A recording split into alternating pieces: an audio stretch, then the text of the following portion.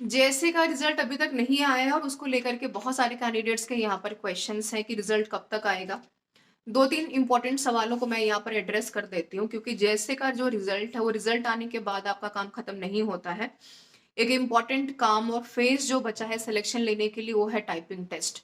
तो उससे जुड़े हुए जो डाउट हैं आपके, पहले उसको देख लेते हैं। देखिए, आपका ईएमआरएस का सारा रिजल्ट आ चुका है, जेएससी का रिजल्ट अभी तक पेंडिंग है।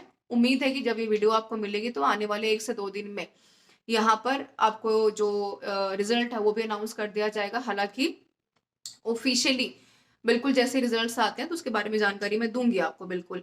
तो एक सिलेक्शन प्रोसेस को लेकर के यहाँ पर एक सवाल था, टाइपिंग टेस्ट में कौन सी भाषा चुने, एक वो सवाल था, और दूसरा सबसे इम्पोर्टेंट था कि कैसे स्कोर मिलेंगे, तो उसको भी हम जानेंगे। इसके अलावा 2 चीजें मैं और ऐड ऑन कर दूं टाइपिंग टेस्ट को लेकर के, क्योंकि अगर आप टाइपिंग टेस्ट करते हैं तो भाषा चुनने के साथ साथ एरर या बैक स्पेस का यहाँ पर आपको ऑप्शन दिया जाएगा कि नहीं दिया जाएगा। जब आपने जेएससी का फॉर्म भरा होगा ऑफिशियली, तो यहाँ पर इन्होंने मेंशन किया हुआ है कि जो टाइपिंग टेस्ट है, और टाइपिंग टेस्ट में हम यहाँ पर पर्सनली कंप्यूटर्स जो है यहाँ पर अवेलेबल कराएंगे कैंडिडेट्स को। वहां पर जाकर के ऑफलाइन आपको जो है अपना टाइपिंग टेस्ट देना है। अब टाइपिंग टेस्ट की स्पीड क्या है, यहाँ पर यदि आप इंग्लिश भाषा से टाइप कर रहे हैं तो 35 जो है शब्द आपको टाइप करने 1 मिनट में। यदि आप हिंदी भाषा का चुनाव कर रहे हैं तो आपको 30 शब्द यहाँ पर टाइप करने हैं 1 मिनट में, यानी कि दोनों भाषाएं नहीं करनी है, केवल एक ही भाषा का चुनाव यहाँ पर करना है। तो अब इसका मतलब क्या है कि यदि आपको लगता है कि जैसे में अगर आप यहाँ पर अपना रिजल्ट अगर कहीं ना कहीं पॉजिटिव देखते हुए महसूस कर रहे हैं, तो टाइपिंग की जो स्पीड है वो आपको बढ़ा लेनी है। कम से कम कोशिश कीजिए कि आप 1 मिनट में 40 से 45 शब्दों को टाइप कर पाए।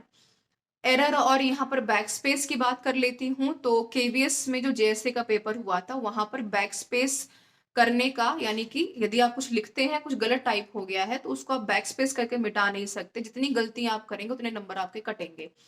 एरर जितनी गलतियां आप करेंगे उस हिसाब से आपके नंबर कटते चले जाएंगे। तो यहाँ पर दोनों ऑप्शंस यहाँ पर नहीं दिए गए थे केवीएस के पेपर में।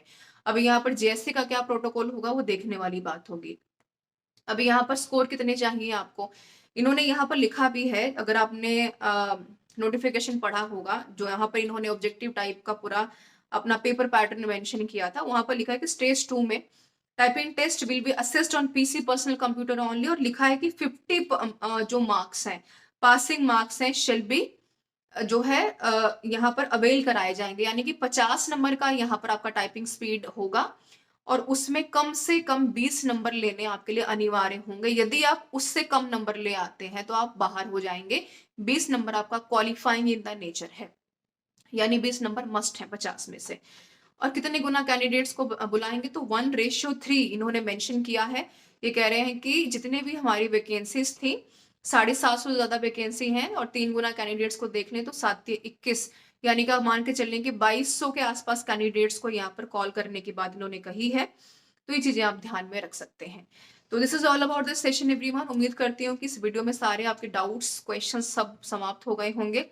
अगर आपको एक बार आखिरी बार बता देते, यदि आपको लगता है कि आप जेएसए का पेपर क्वालिफाई करने के सिचुएशन में है, टाइपिंग स्पीड में गलती मत कीजिएगा। अपने अगर आपके पास सिस्टम अवेलेबल है, लैपटॉप है, तो उसके ऊपर प्रैक्टिस कीजिए, नहीं है तो बाहर जो कैफेज होते हैं उस पर जाकर के प्रैक्टिस कर सकते हैं। विद पेपर भी प्रैक्टिस कीजिए, विदाउट पेपर भी प्रैक्टिस कीजिए, क्योंकि एक अच्छा खासा चांस आपके हाथ में है। यहाँ पर 19,000 से लेकर के 63,000 तक की सैलरी जो है यहाँ पर देने की बात यहाँ पर ऑफिशियली ईएमआरएस ने रखी भी है। तो यहाँ पर सैलरी से भी ज्यादा इंपॉर्टेंट है कि कहीं ना कहीं आपका फ्यूचर सिक्योर हो रहा है, उसके साथ रिस्क मत लीजिए।